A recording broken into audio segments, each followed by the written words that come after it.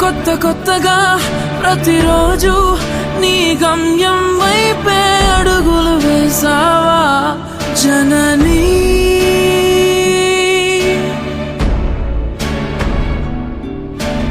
పిచ్చిగా పిచ్చి పిచ్చిగా ప్రతి నిమిషం ఆ గమ్యం నుంచే దూరం జరిగావా జననీ.